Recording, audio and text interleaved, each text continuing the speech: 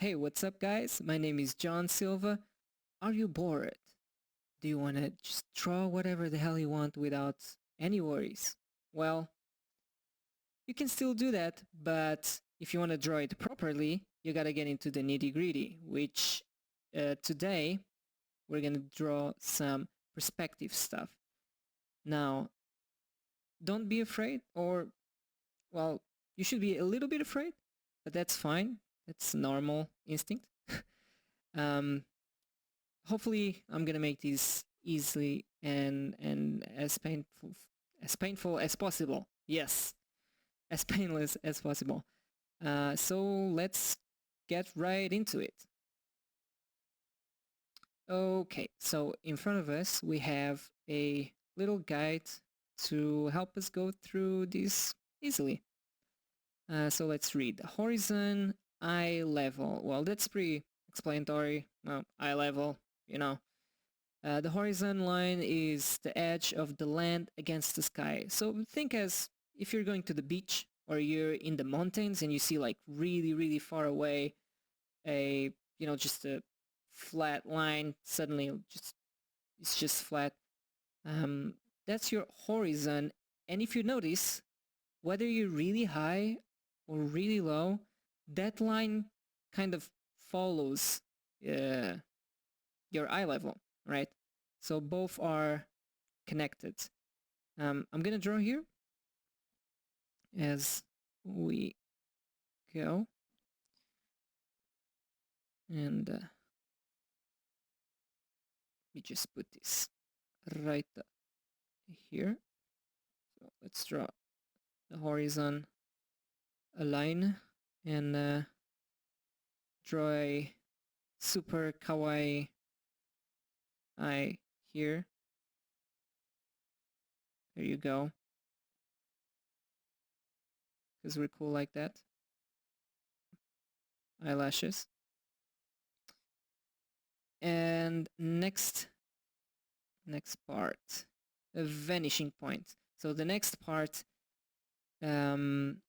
says the point in linear perspective at which all imaginary lines of perspective meet. So this is the point we're gonna draw right now.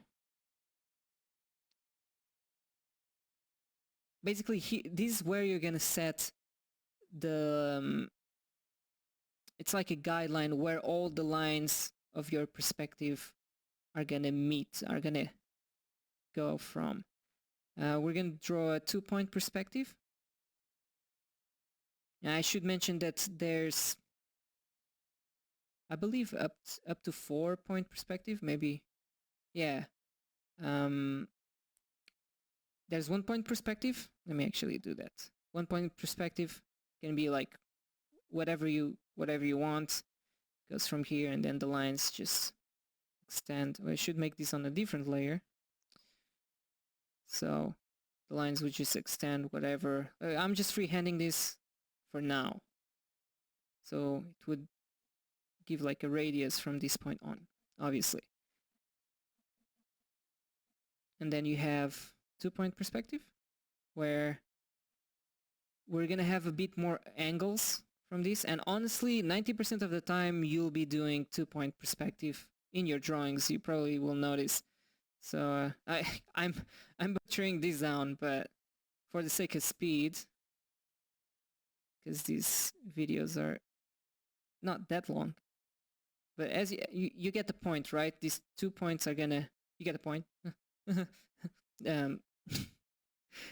Yeah, so you got 2-point, and then 3-point is where you'd have somewhere, you'd have exact the same thing. It shows either up or down of the thing here. You'll be drawing based on these guidelines. So let's give some space like that, and then you just boom, right? So you can start seeing, you'll start seeing the bottom or on top of things. If I had this dot on top, then you'll later see better. Right now I'm just letting you know how many points you can have. And then the fourth one would be 1, 2, exactly the same thing, 3, 4, and then you'll draw all like a radius from that point on. Okay, but for the sake of simplicity, because we really like simplicity, I'm gonna choose a different brush, because this one has a bit too much texture to it. All right, so boom. Now we're gonna make a radius from this point on. Now, as opposed to what I'm doing, you should actually take your time doing this, or I don't know, if you're doing it digitally, it's going over a bit, the text doesn't matter. If you're doing digitally, you can actually make a brush that already has a perspective, like a radius perspective like that. But if you want to do it by hand, I really advise you to take your time and make sure they're evenly spaced for the most part, at least the base of it. And well, let's make some of them. Yeah, let's make some of them go down, but not as many. More spaced out. Okay. Like so. Yeah, let's give one more here. Why not? And there you go. That's our second part. Now, actually should erase this area here on top real quick so that you'll be able to read the next part properly. Okay. Next part. Vanishing lines. Imaginary parallel lines that go towards the vanishing point. I already done that ahead of time, but those lines that I just drew exactly those are the vanishing lines. And honestly, I should have done it in green. I can still do that because Photoshop magic. So you'll do this. Oh, just a second. And now I'm gonna color those a green. There you go. This is as real as it gets. All right. So we have our vanishing lines, as we mentioned, parallel lines that go towards a vanishing point. Pretty self-explanatory. And next is vertical lines, imaginary parallel lines that go across the canvas vertically. So we got one side, right? Let's make a new layer so everything is neat. Grab this gray. So let's say we're making a cube, right? You need not only the base and the top of the cube, you also need the sides of said cube, right? And that's where these lines, you'll pick an area where you want the lines to go from. So I'll pick, for example, here at the base, right? This one would be somewhere around here, right? And then I can pick on this side, right there. Hold on. Erase this. And then we're gonna lead into creating, from this point on, you can follow the vanishing lines. So let's say we want to create a cube right here. For example, I don't know if you can see that or not, but I'll put the layer off, the vanishing lines layer off, and you'll be able to see what's happening here. So you have those vertical lines, and after this you can complete pretty much anything. And then if I turn off my lines, you see that there's this cube right here. Well, you can erase the rest, obviously. We got a cube. Boom. There you go. And the next vertical lines. I forgot to rename that. Horizontal lines. Imaginary parallel lines that go across the canvas horizontally. So not only you'd have these gray ones, I'm gonna make just a few here and there to give more variety. Not only you'd have these kind of lines, you'd also have lines that go, so if something goes into the vanishing point, you'd have these lines to kind of guideline you and separate sections of your drawing. It gets pretty messy as we add more lines. Now, I tend to not add as much as for the sake of simplicity, but if you really want to get into detail, every single one of these guidelines are gonna give you, well, more accuracy, right? So we can add a few more here at the top. So in case you want to be more specific, more accurate, right? And you'd have this like that. Now, I'm gonna turn it off. Usually, this is all I do. And to be honest with you, 99% of the time of most people's works are two vanishing points. I forgot actually to name this. VP. VP1, VP2. And from this point on, you can draw anything. I already drew ahead of time, and I'm gonna show you a time lapse, and I'll voice over it. So, see you in a second. All right. Okay, we have here our horizontal line and our vanishing points. Now I'm quickly laying in the vanishing lines. Now, one thing that I wanted to mention though is you want to keep your vanishing points, the yellow dots, as equally separated as possible.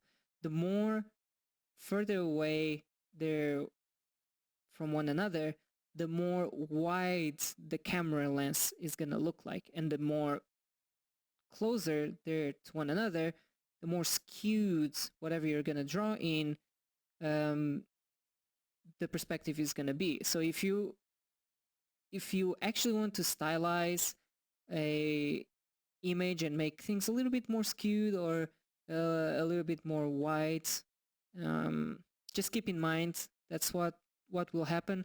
However, if you keep them nearly equally, you're gonna have a normal looking like camera lens or perspective in a sense. Here I'm laying in the vertical lines. At this point I'm thinking, what exactly do I want to do at this point? I'm trying to think of as many like variety of perspective, not perspectives, like just a variety of shapes and how you can lay them in perspective. Now, as I keep thinking and I'm imagining ahead of time, I'm adding a couple more vanishing lines, and I honestly add them only when I really have to. So if I'm thinking, okay, I want to add some thingies at the top that are gonna have some perspective, like basic shapes, then I'm gonna add more of those lines. Or if I want to, whatever I want to put more than actually already is in the canvas, I'll switch on to the layer that has my my vanishing lines and I'll add them. That just keeps things simple to me because I'm not a master of perspective. I'm not even close. But by keeping things simple, I can have a bigger control and more accuracy. Now, you may be different and you may need to have every single little line in there. But that to me ruins kind of like the flow of an image unless I have to be really architecturally accurate, which doesn't happen very often uh, in our line of work, but it's not as often. Usually, if I'm doing illustrations, you can get away with things um, much more easily. Now, if you're creating game assets, then you'll want to have your perspective pretty on point, making sure that everything is going to be as accurate as possible. It helps. It helps so much. Now, I'm going to add, to show the spacing, how you can do spacing, I'm going to add a couple of rows of, I don't know how to call these, but like, I'm just inventing shapes and where to place them. So to show you that you can do pretty much whatever you want. Now I may add though, I'm mainly using kind of like squares and rectangles. That's because it's the easiest. And since this is a basic guideline video, I didn't want to introduce any kind of circles or like oval shapes, anything that automatically becomes rounded. Things get pretty intense. So when we want to take one step at a time, and for this one, we'll keep it as simple as possible. Plus, once you lay down even just these squared shapes or rectangles, you can kind of eyeball where the curvature of things would be.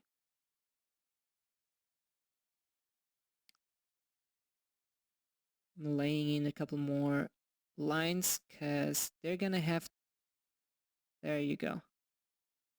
It's gonna have to meet the same kind of perspective as the first kind of like entrance thing. I really don't know how to call this. I'm just making it up as I go. And that's good too. Just if you have time to freely do whatever the heck you want on something that requires a lot of patience, because perspective, laying down the perspective and things, you need a lot of patience. So making things up as you go and as you're learning, it's gonna make it much more interesting, and yeah, you just explore.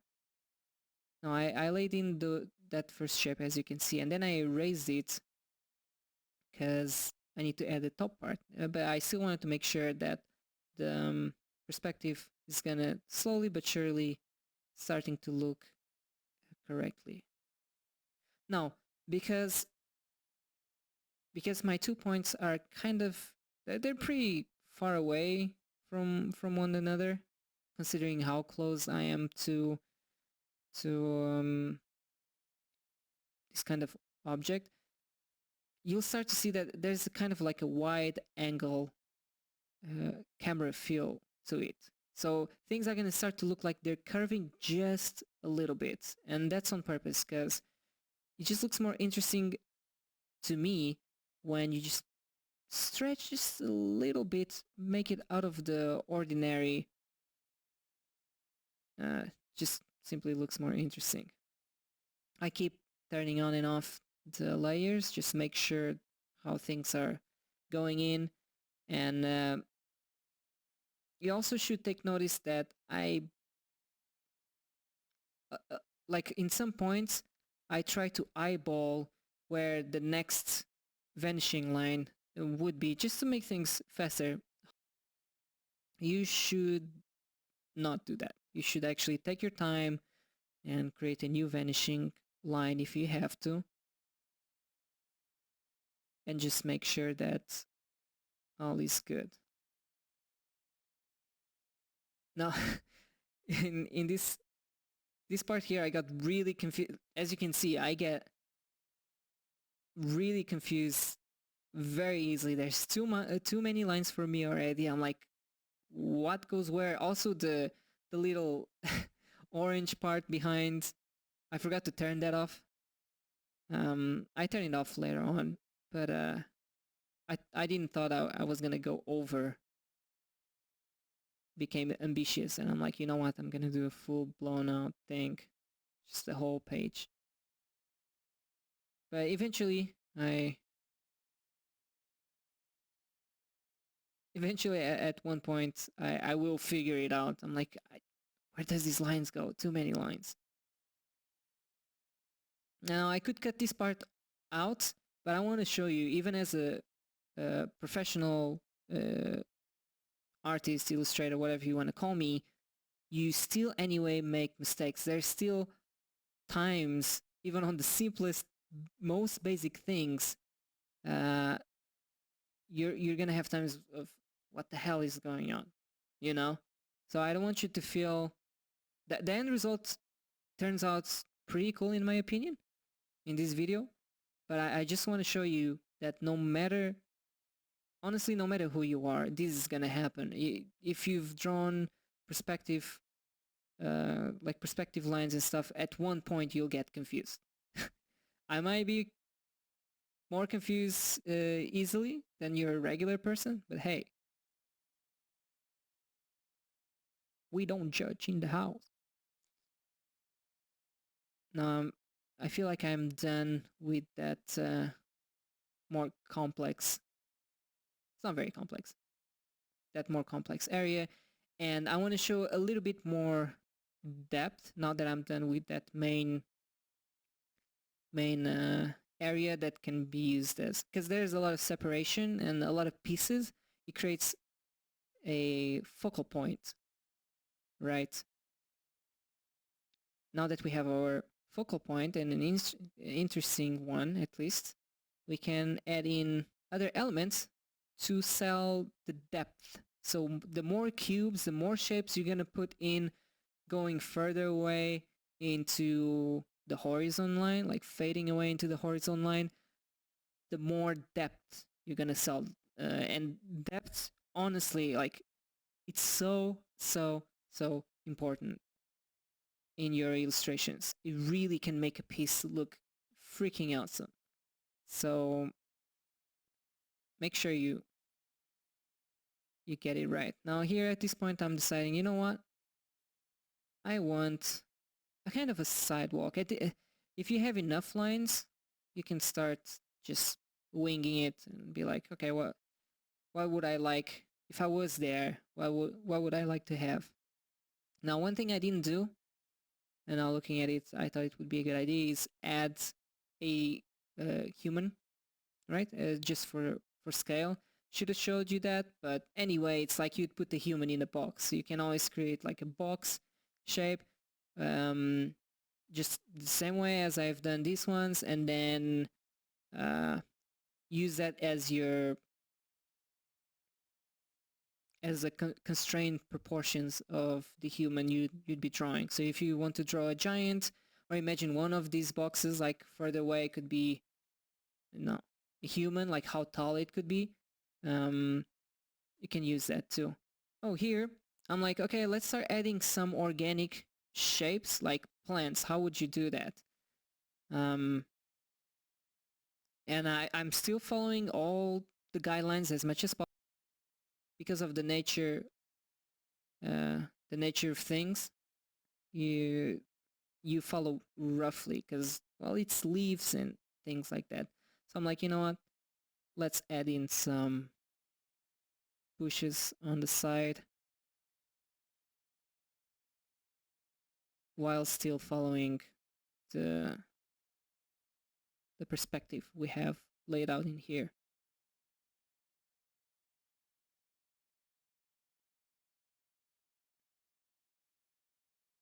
If we do another video on this, continuing with more advanced perspective, you may be asking yourself, how do you rotate something? Like, we're constrained by these lines. How do you rotate a cube within another cube, right? And it becomes a little bit is an understatement, but to me it's very complicated. I can do it, but it's still very complicated to rotate things in perspective. So here I finally, Jesus, turned off the goddamn thing along with the lines. Oh, this is actually quite nice. I decided, you know what? People draw clouds all the time. You should know that clouds go into perspective as well. And I'm just showing you that it can be done, and it looks nice, looks good, right? Here I just drew them roughly, but you can be much more precise than I was here. Just like a couple of shapes here and there.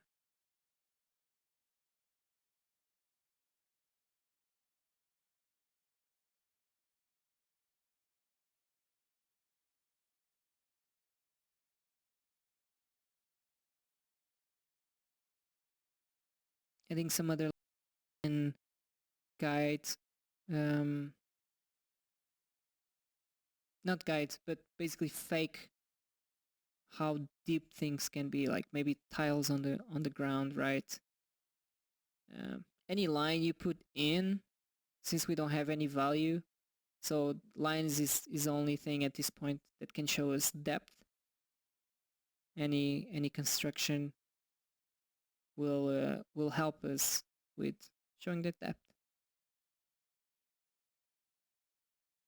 Yeah, I also added those trees in the back just to show that it's beyond the horizon line, because things can go beyond the horizon line and almost like not really get behind the horizon line, because that doesn't really happen, but as if it would be flat. Anything that's beyond or looking like it's beyond the horizon line won't curve away really, but it will look definitely much more flat. Alright, so before we actually go, I wanted to read you a couple of tips. So some of them I talked meanwhile the video. So the first one is keep the 2 point, it's called vanishing point, forgot, equally separated. If you want, as I was saying, a regular looking perspective without any skewing or anything weird going on there. Second point, trace perspective over photos. Now, I feel like this is what helped me the most, aside from practicing on my own, obviously, but to figure things out, you can take pictures and trace over or find where the horizon is on that picture. It's hard. It's really not that easy, but you learn so much. And last point is keep it simple.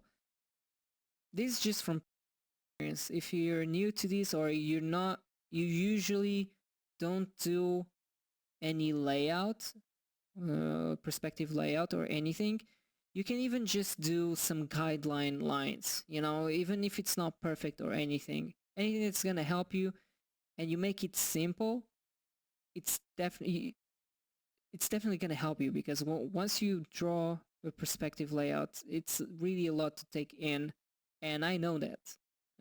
I've been there, and the more complicated I make my images and perspective, I refill the same or relive the same thing as when I used to do it when I was starting. So yeah, I hope you guys liked it. It's not the most fun thing to do. In my opinion, feels very mathematical, but it's really essential, and it can become second nature. A lot of the times, I just imagine the vanishing points and the vanishing lines and everything ahead of time, and it makes it so much easier. So yeah, I hope you guys liked it, and I'll see you on the next one. Bye.